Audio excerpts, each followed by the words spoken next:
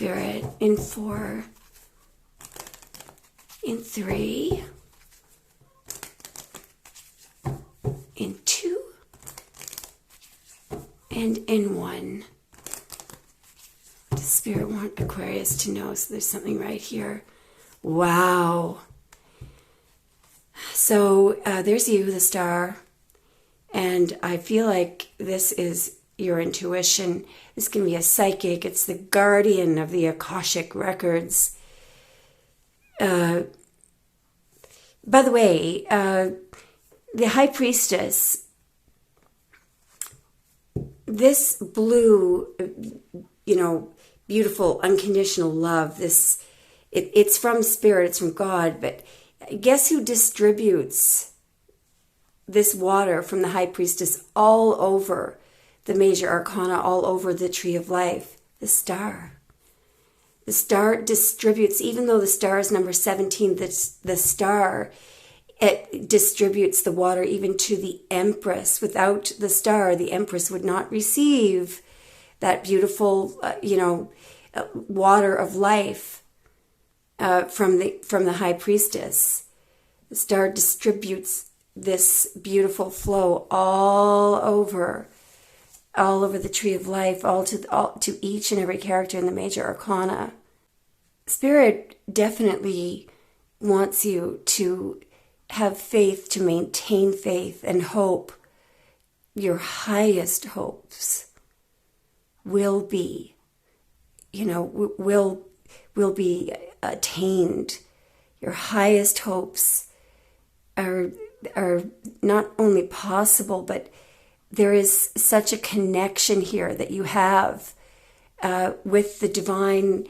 I mean, the High Priestess is on the top level of the Tree of Life. The High Priestess is the subconscious. She is the guardian of the Akashic records. If you want to know where spirit is located, although there is no location, there is no, because time and distance and, we can't imagine. It's very difficult. Some of you actually can, but it's very difficult to imagine the fourth and fifth dimensions. The quantum field really is what she's guarding here. The High Priestess is pure subconscious, pure intuition, pure spirit. She has knowledge of all that is, was, and will be.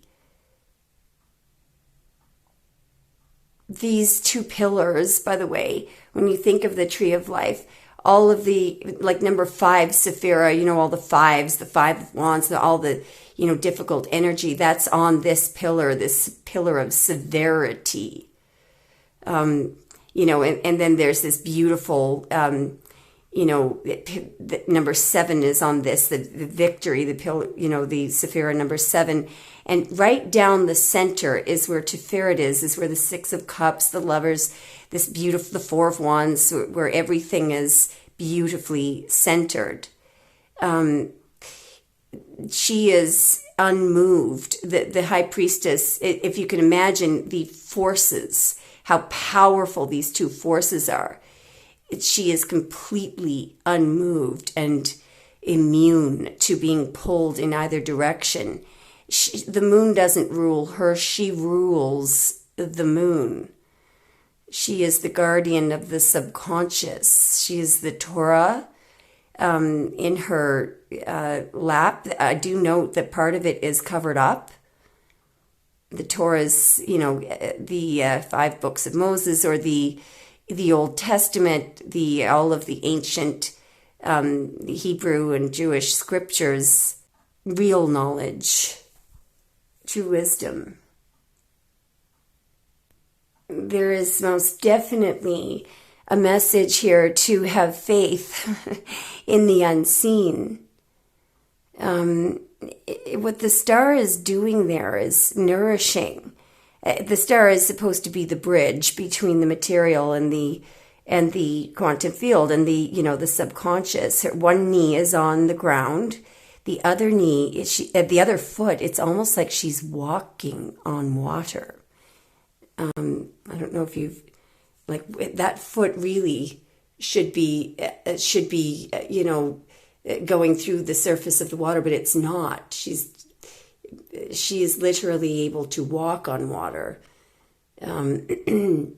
She is distributing that, that life, that beautiful, the waters of life, on it, on the practical, the material. But I always think of when you're pouring water into water, it's like thanking God. It's nourishing spirit. I feel like there's a message of appreciation from spirit here. The way that this star is positioned there is kneeling. It is supposed to represent the faithful servant of God because she's kneeling before God and thanking God, nourishing God. That makes spirit's heart swell.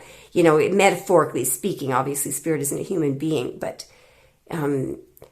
this is, gratitude and nourishing spirit saying thank you. Do you remember the leper who wasn't completely fully healed because he was the only one who didn't run back and say thank you to Jesus? They always say, when you're doing your manifestations, one of the most important things to do is at the end of the day, to do your ohms of gratitude. That's where you say thank you. I know this is a bit off topic, but for some of you, there is going to be a debt that will be erased or released. I'm seeing the number 7. I mean, there are 7 smaller stars here. And there's a 2 there, and the difference between 7 and 2 is 5. You'll notice that there is the word Torah is just partially covered up here.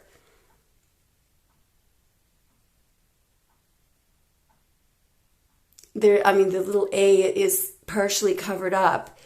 And there, in fact, there's an H that's supposed to be at the end there that's covered up.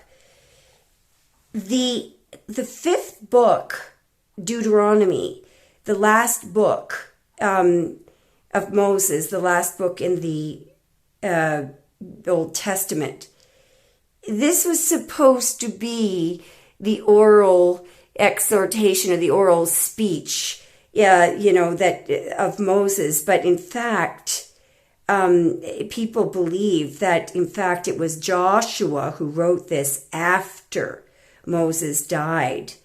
And even though they are supposed to be the words that Moses spoke. Now, in chapter 15 of Deuteronomy, of the 5th book of Moses, there was something about spirit wanting everybody, or if there were people who were blessed financially, there was a requirement every 7 years. What was it called? Something about the release of the poor. But anyway, at the end of every 7 years, anyone who was financially well off, it was heavily encouraged by spirit to release somebody's debt. In other words, to forgive a debt, give someone a break. What was it called? A release for the poor, something like that. So anyway, some of you there will be a debt that will be released. And in fact, there could be a message here that if you are very financially well off, the message was for people who were, very blessed, and that, this was something that was very important to spirit. Every 7 years, somebody must be relieved. A debt must be released. It's in chapter 15 of Deuteronomy. Deuteronomy chapter 15. At the end of every 7 years, thou shalt make a release. And this is the manner of the release. Every creditor that lendeth aught unto his neighbor shall release it. He shall not exact it of his neighbor or of his brother, because it is called the Lord's release. Now, do you remember me just saying that the Empress, who is considered to be very abundant, and she is of this world, she is in what's called the inferior Garden of Eden. This is the superior garden. This is the secret church. Do you remember me saying that without the Empress, without the water that is distributed by you, by the star, from the high priestess to the Empress would be unable to produce or manifest anything. I.e., everything, every THING thing, every material thing. What is material? It's matter. What is matter? It is energy that requires space, a finite amount of space. That is the definition of matter, material things.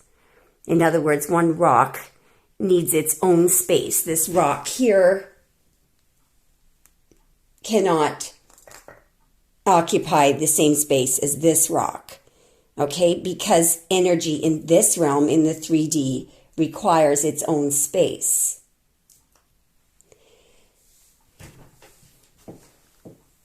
In this realm, those rules don't apply.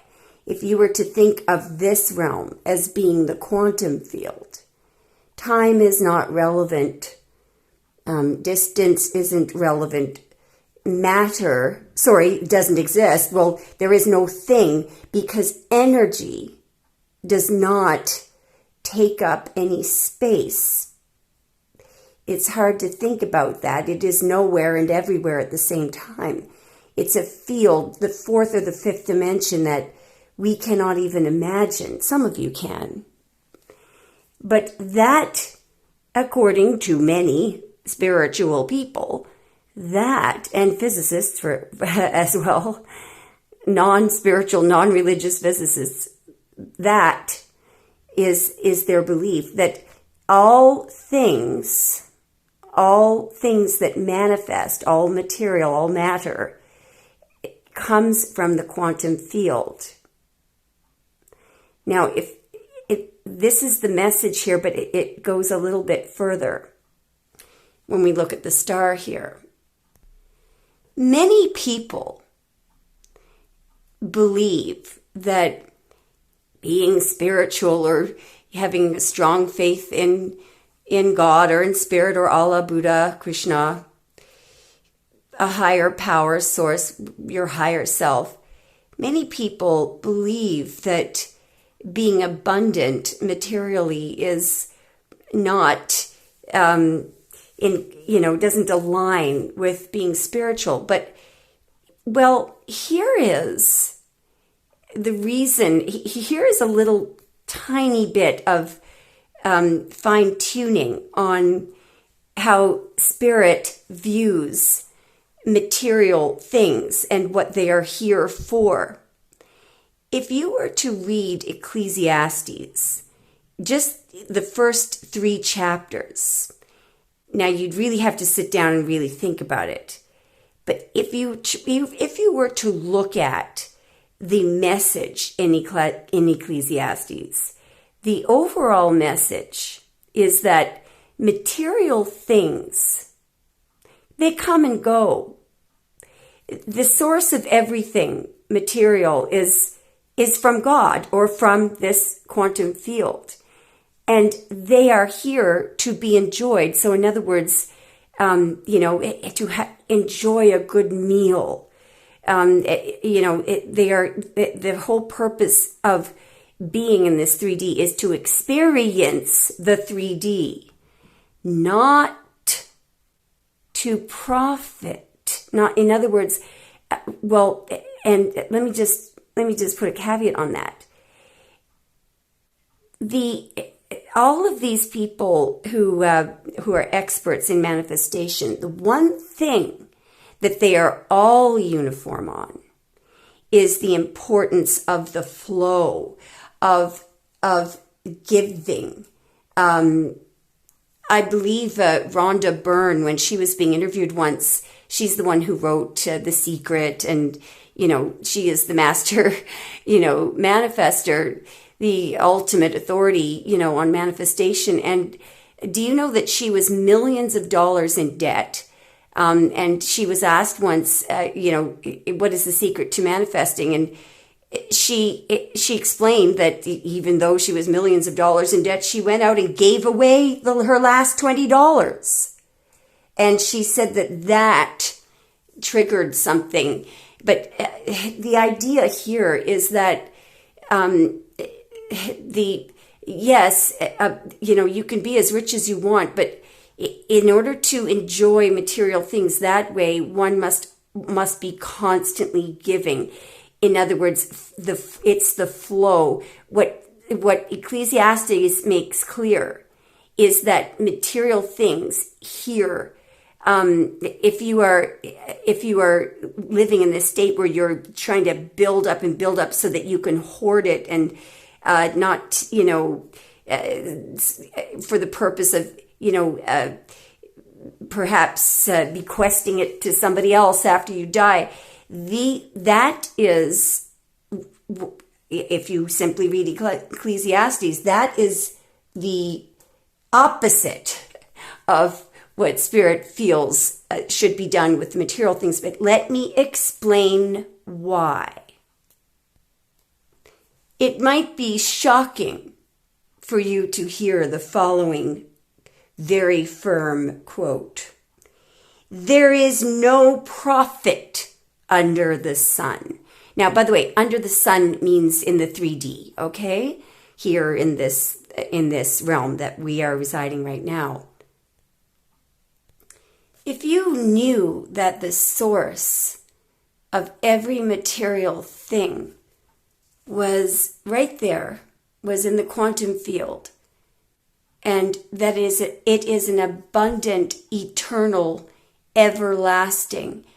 It is without any limits. I'm sure that if everyone knew that, there would be no more fear. People wouldn't fear running out of things. They wouldn't fear. There wouldn't be this fear of scarcity. One of the reasons why people can become greedy and, not wanting to give is because there is this, they've signed a contract with the devil. In other words, they put their faith in all things material. They think that this is all there is. They don't understand where it comes from.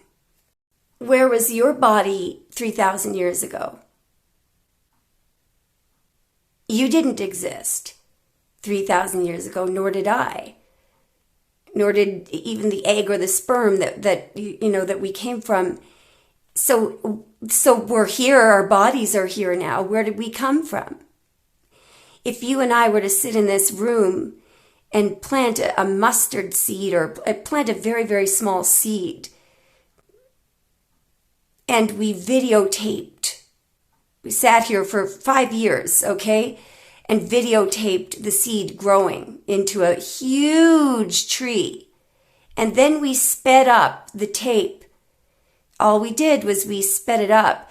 It would look like something magically appearing, something massive coming out of nowhere.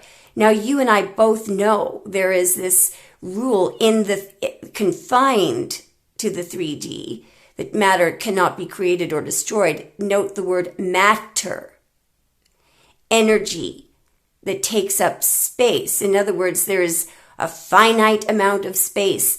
Well then, where did the bloody tree come from? That massive tree.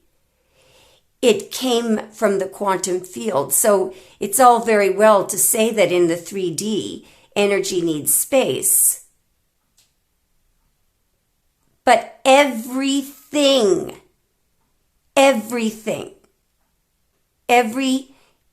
energy, every, probability, amplitude that exists as a particle, that's a thing where energy takes up space, that came from the quantum field. And physicists know this now because they've watched it. They've seen particle accelerators.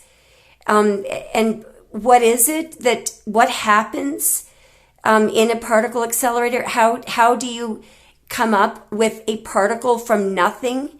Well, you run two probability amplitudes, or very, very small particles smash into each other at high speeds, and another particle comes out of nowhere. It comes out of the quantum field. And physicists have, boiled it down to the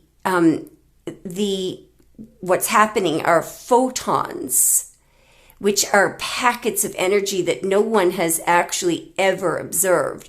All we know is that photon is light. All right, that is a packet of energy that can exist in vibrations higher than the speed of light, and it also can exist as a particle. It can act as a wave and a particle. But that is what is required. Photons are required to bring things from the quantum field into material form. By the way, when that happens, not only do you get an electron, but you get an exact replica.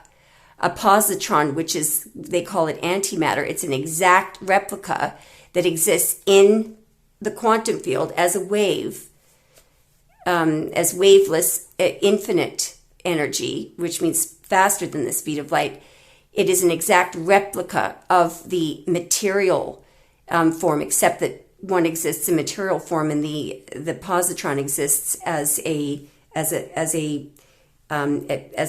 form of waveless infinite energy, which, by the way, would suggest that we also reside in the quantum field.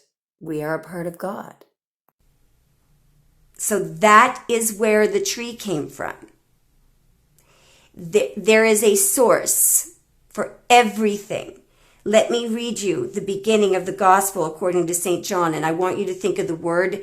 When they use God, I want you to think of it as the sound of ah. God, Buddha, Allah, Krishna, Tao. That ah sound is a form, it's a vibration. In the beginning was the Word, and the Word was God, and the Word was God. The same was in the beginning with God. All things were made by him, and without him there was not anything that was made. So if you could think of God as the intelligence behind creation, and like an intelligent matrix that is not in physical form. It's not random. It is very intelligent and unconditionally loving. If you can think of God as light, as photons, that exists as a probability amplitude, as a wave, an unusual looking wave beyond the speed of light, it loops up upon itself and looks like, it behaves like a loop, like the lemniscape. If you can think of that as the quantum field, this is the source. That's the quantum field there. This blue water, these waters of light, of life, are distributed onto the Empress. Why does the Empress who lives in, who is of this world, how does she grow her wheat and become so abundant? Well, that she would not function or be able to grow any of her wheat were it not for the waters of life, which are distributed over here onto the Empress by the star. The star is the bridge between God, or the quantum field, whatever you like to call it, and the material world. All things were made by him. Now they're referring to this creative intelligence. Okay. And without him was not anything made that was made. In him was life, and the life was the light of men. Flesh. It's skipping to chapter 13, talking about flesh, which were born not of blood, nor of the will of the flesh, nor of the will of man, but of God. All right, so, and it goes on. The idea is that everything, including our bodies, this flesh, everything, every material thing, the original source is the quantum field. And the building blocks, it's true, we may have made, so well, you may say, well, God didn't make that metal over there. No, but when you look at the periodic table, everything, whether animal, vegetable, or material, in this existence that we're living in right now, is made up of a combination of elements. As far as we know, there are only 118 elements right now. What are elements? They are substances that cannot be broken down into a simpler substance. An example, hydrogen, oxygen, salt, magnesium, silver, platinum, gold. All of those elements that I just mentioned are all made up of atoms, and all of their atoms are made up of the same constituents, electrons, and in the nucleus of the atom are protons and neutrons. What then makes hydrogen, which is element number 1, different from magnesium, which is element number 12? One simple thing: the number of protons in the nucleus. So what is the difference between an atom of magnesium and an atom of gold?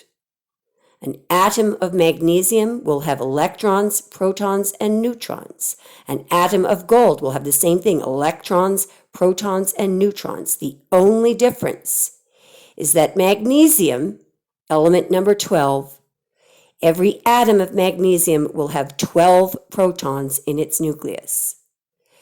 Element number 79, which is gold, will be made up of the exact same thing, except in the nucleus of atoms of gold, there will be 79 protons. Who made up the periodic table? Who numbered these elements? God. We did not create anything here. Everything, whether animal, vegetable, or mineral, or material, is constituted of some combination of these 118 elements. We do not create. God is the ultimate creator. And in fact, let me put one little caveat on that. The processes of breaking down substances or making substances, there are 7 alchemical, natural chemical processes. We broke that law when we split the atom in 1945 and murdered, hundreds of thousands, millions of people in Hiroshima. Man did not make nor number the periodic table or the elements. God did. I.e., nothing new is created under the sun. Nothing new is created under the sun. All things are created by God. That is why in 1945, when self-righteous, evil men created the first nuclear weapons, what did they do? They defied the will of the Creator. They split the atom. The atom was never meant to be split. Why? Because they just had to know what gives the atom the energy, the electrons. But what gives the electrons the energy? Something they couldn't see. The photons. And that is God. That's the light. if you ever hear anyone saying God is a photon, that's a very, very cool person in my mind. Now, what then of the phrase, there was no prophet under the sun? What Ecclesiastes says is that we are not meant to hoard. We're not here to hoard material things or to think that we have been able to create a fortune. No. These material things are here. Everything was created by God. Everything comes from God, and the purpose is for us to be light, to experience the 3D, to enjoy a good meal, to give to others, not to worry that it won't be replenished. And that is why God says there is no prophet under the sun.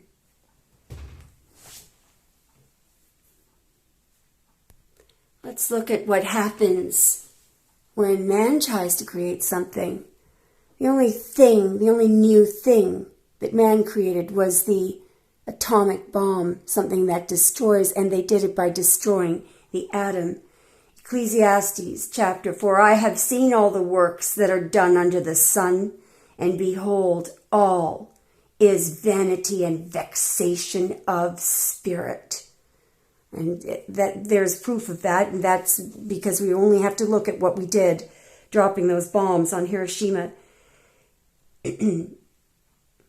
Ecclesiastes chapter 3, what profit hath a man of all his labor which he taketh under the sun? One generation passeth away, and another generation cometh, but this earth abideth forever.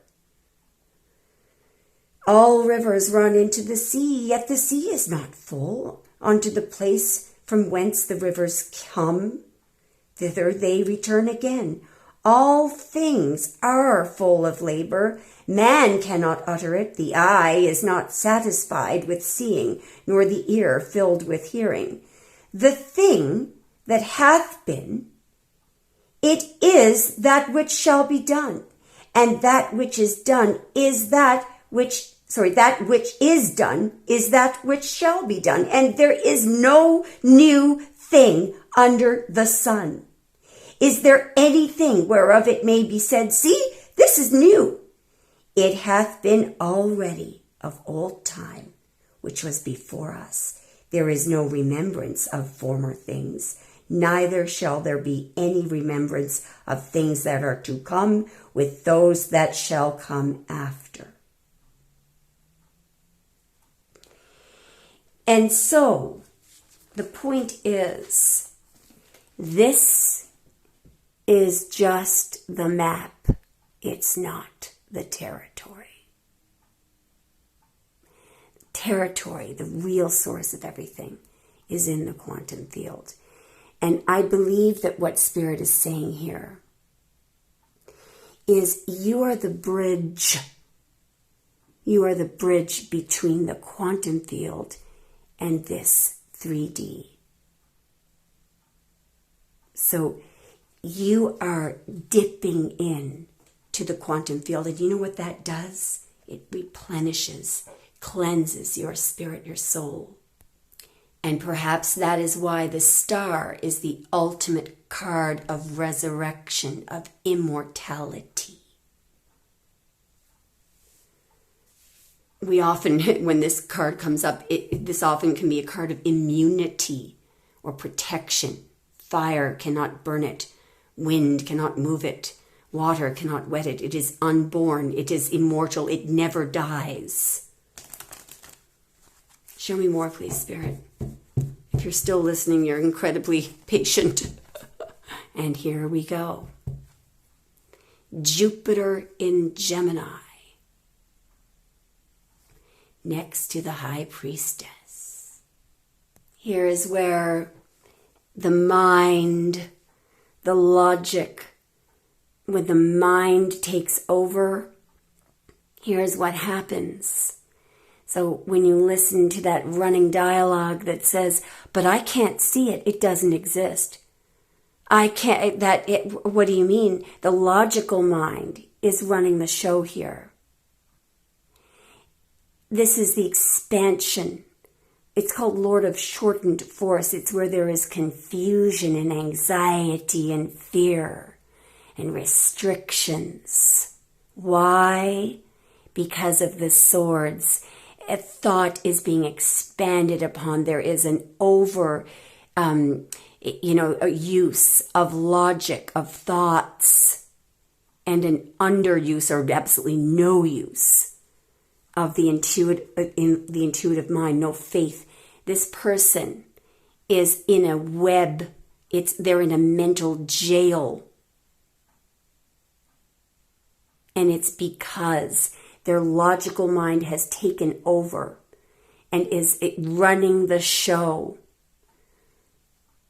It's, the kind of person that goes around and takes in facts and figures, and they are looking at statistic, what's likely to happen, what is the most probable. Well, the logic runs the show here. The economy is going down, so I can't invest in this, or this isn't possible. There's a 0.01 chance of us winning, so we can't win. That's where the logical mind runs the show and creates fear, restrictions, anxiety, confusion, and somebody can end up in the mental ward. The logical mind can literally drive you crazy when it's running the show. Notice how this person has a blindfold on. If they can't see it, it creates anxiety. There's a huge focus here on the five senses.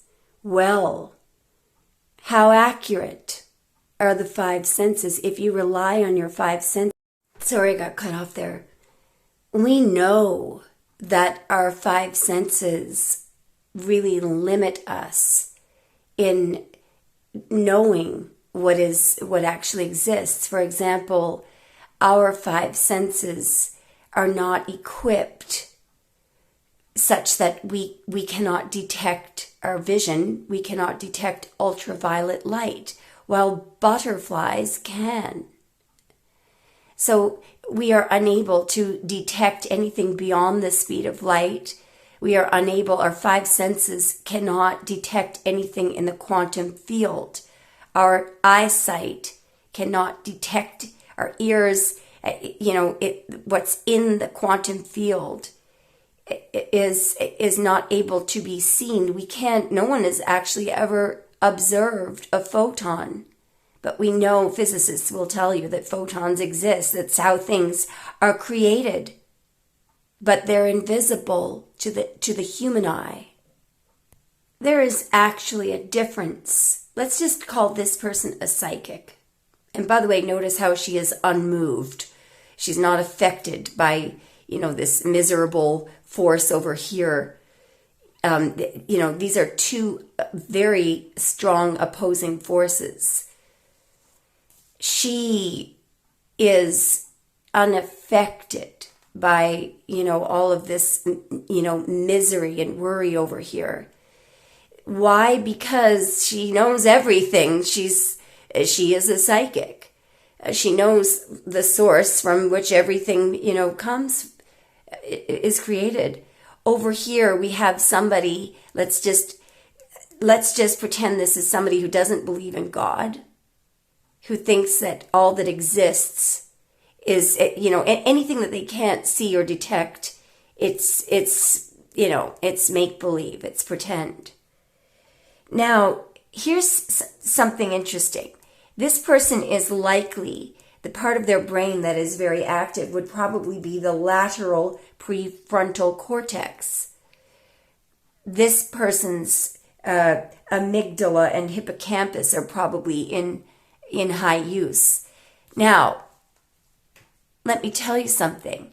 There is an ongoing study this year in 2024 They now have an application to publish it.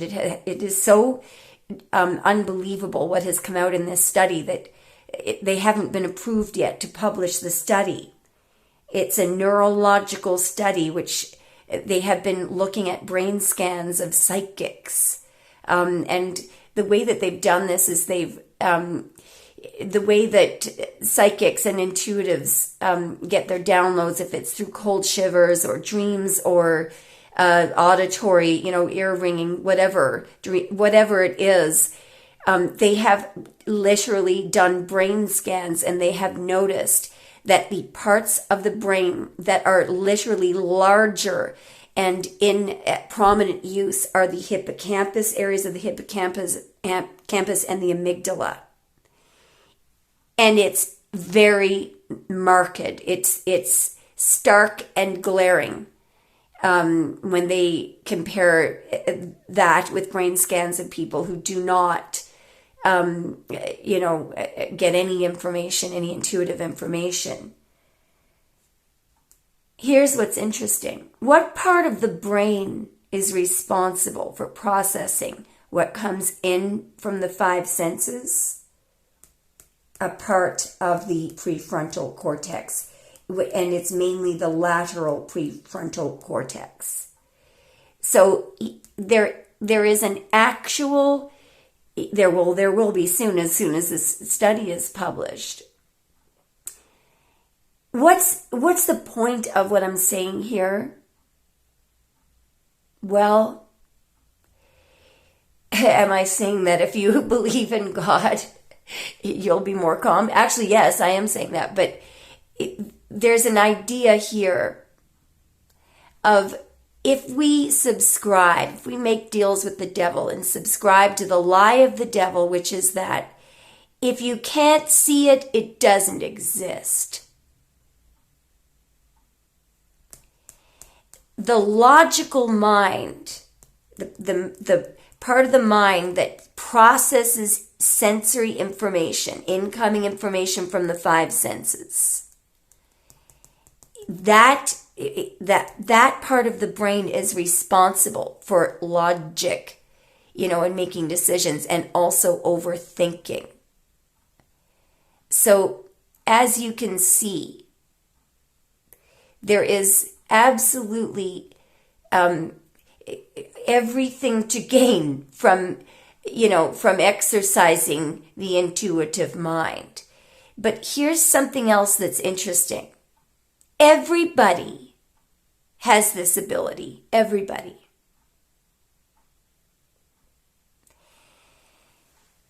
One thing that the hippocampus is associated with is memory recall. And the reason why this is so fascinating is that, and I forgot to mention here that if you're looking at the part of the brain that is larger and more active in the psychic, it is the hippocampus and the amygdala.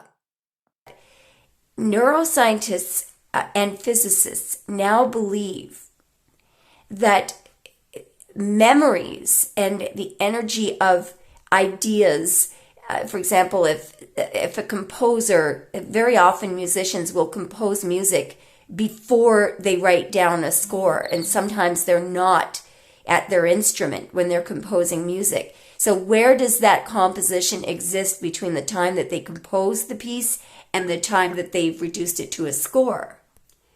This person would tell you that it's an anatomical series of synapses in the brain that it can be physically located. But the newest studies are seeing the opposite. And the same thing about memory recall. When you're trying to recall something, this new study would suggest that that memory is being drawn from the quantum field, from the Akashic records. The same thing, where was the composition stored between the time that the composer came up with the piece and when they reduced it to an actual musical score? In the Akashic records. God, the subconscious. Our true selves our souls. Did you know that, well, everybody knows that the pineal gland is associated with intuition and psychics. Well, Descartes called the pineal gland the seed of the soul. Our true selves, our soul, is not in the physical. We are not our body. We are part of God. Our consciousness, our true selves, the essence of us is right here. It never dies. So when our body dies, we don't die. We don't die. I should mention here as well, for the purpose of the rest of the reading, that the two hemispheres of the brain, the right hemisphere and the left hemisphere, we do know for some reason that the right hemisphere is more active when we are engaging in intuitive processes like meditation and creativity. Psychics' right side of their brain are also way more active than people who are not engaging in those kind of activities. We don't really know why. The left side of the brain is associated with logic and processing sensory information, also overthinking. Show me more, please.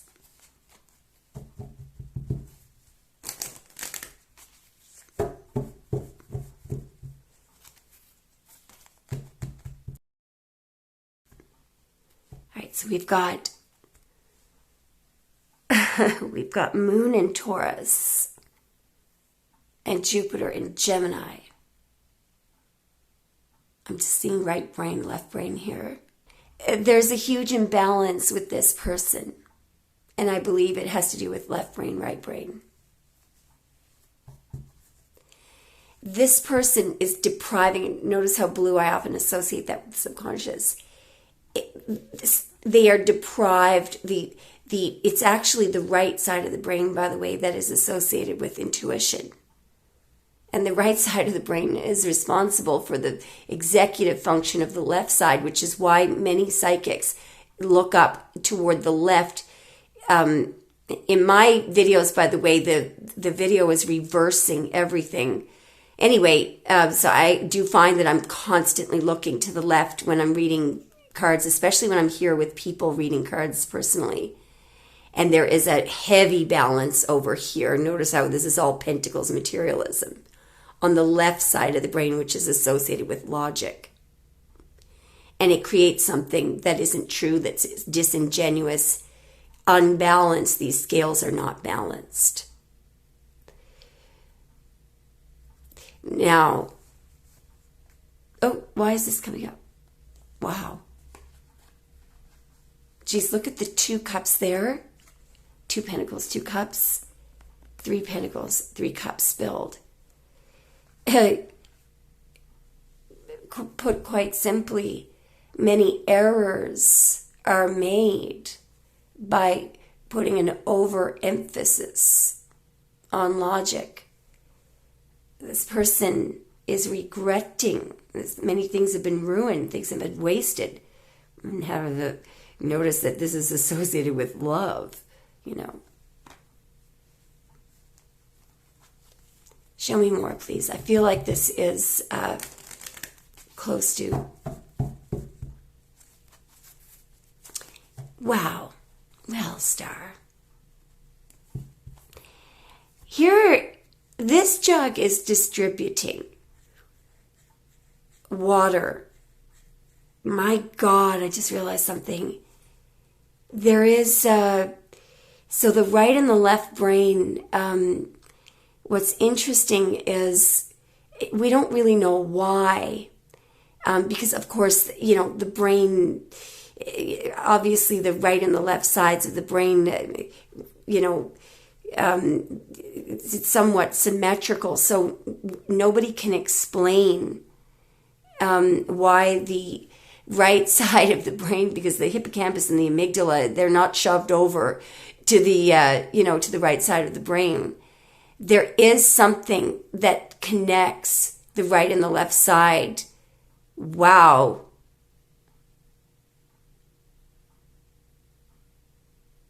This can be a message about this, but I'm not even sure if we know. This is the bridge between the spiritual and the material. Just, put very, very simplified. That's one of the essence, of the star.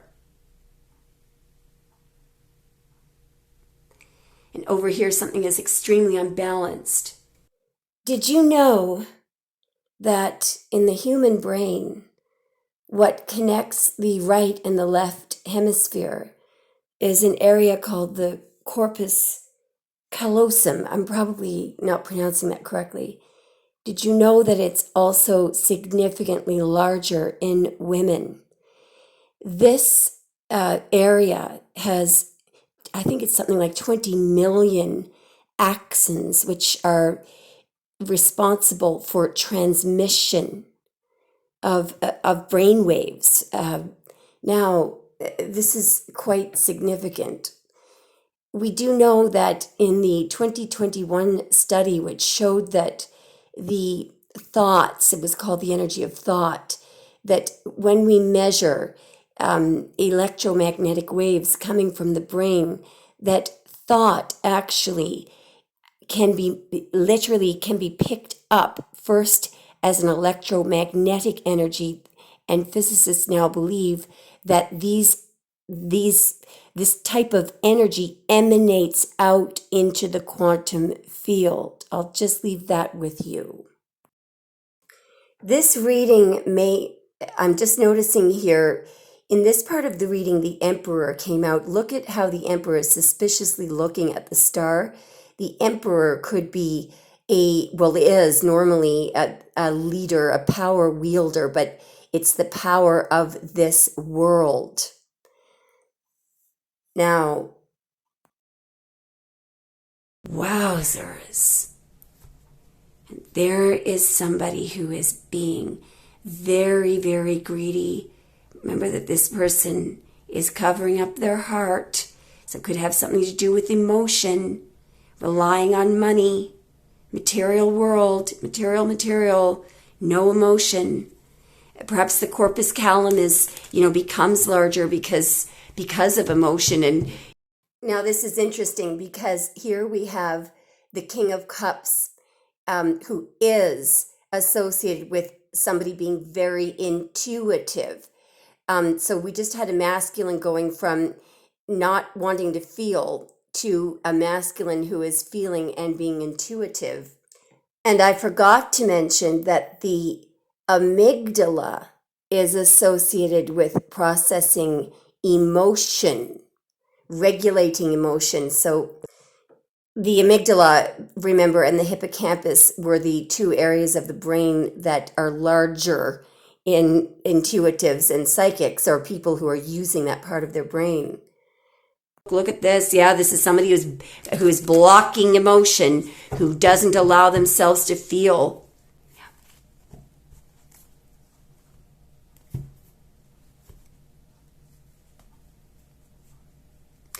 This is Mercury in Aquarius, where ideas are plucked out of nowhere, dipping into the quantum field. Do you see that? And do you know why? Do you know why Mercury has to do with communication? Information can be plucked out of nowhere. This is like memory recall. There's the turbulent mind, and there is the clear mind. And this is the person assisting, shoving off from the shore of the turbulent thought.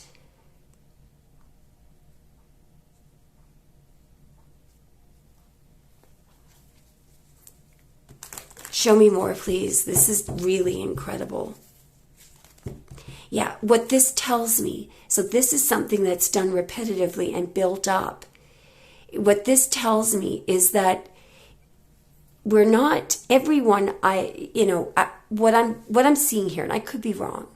And please comment, because your comments are just so brilliant. Okay, let me just suggest this. When you do something over and over and over again, this could be what builds up this corpus callosum or callosum, and interconnected areas. That could be why it appears to be larger in females. Because many men are encouraged to shut down their emotional side. That's obviously not assisting them in any way.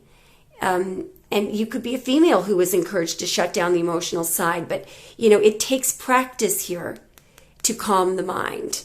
It takes practice. And I believe that we are at the end of the reading, and I'll tell you why. Do you remember the lemniscape that I spoke about in the quantum field? There it is right there. What this person is doing is they are manifesting. What does that mean? They are creating things. The reason why that person's finger is pointed toward the ground, it has to do with this, something coming into physical existence. Let me point it. The ground are things that you can see that physically exist. But how is this person bringing things into physical existence? Through the use of their mind and drawing from the quantum field. This person is aware of of the actual source of everything. And the wand is tipped up toward the sky, which is supposed to represent. And the reason why the wand is the same on both sides is this person is aware that there is a never-ending, constant flow from the unmanifest to the manifest, and from the manifest to the unmanifest. God requireth that which has already been.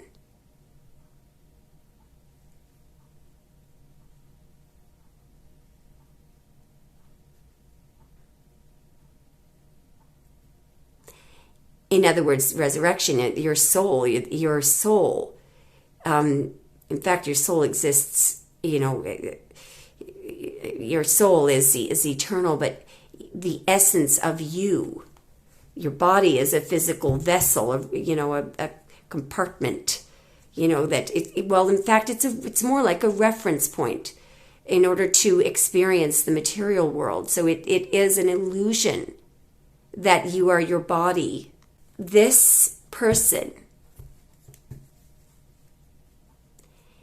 has mastered, the essence. They know who they are. They know they're not their body. And they know where everything comes from. The quantum field. The Hebrew letter that is associated with the magician is the second letter of the Hebrew alphabet, Bet. Now, Bet stands for house, God's house. God desired a dwelling place in the lower reality, which is where we are. God created humanity with a divine soul whose desire is for God. Bet. The letter Bet is the beginning of creation. It is associated with the first letter in the book of Genesis, which of course is the first of the 5 books of Moses, which is all about the beginning. In the beginning, God created the heaven and the earth. You could call that quantum field and 3D. And the earth was without form and void, and darkness was upon the face of the deep. And the Spirit of God moved upon the face of the waters. And God said, "Let there be light," photons, and there was light. And God saw the light, that it was good, and God divided the light from the darkness. And God called the light day, and the darkness he called night. And the evening and the morning were the first day. And God said, let there be a firmament in the midst of the waters, and let it divide the waters from the waters. And God made the firmament and divided the waters which were under the firmament from the waters which were above the firmament. And it was so. And God called the firmament heaven, and the evening and the morning were the second day. And so on. This has been an extremely, this is slightly over my head. So I'm looking forward to your comments. I'm just going to get one final. Love is the expression of God/Goddess flowing through you. Love is a sacred union, a great creative power, which through the merging of two souls becomes an exploration of the divine. Aquarius, let me know what you think.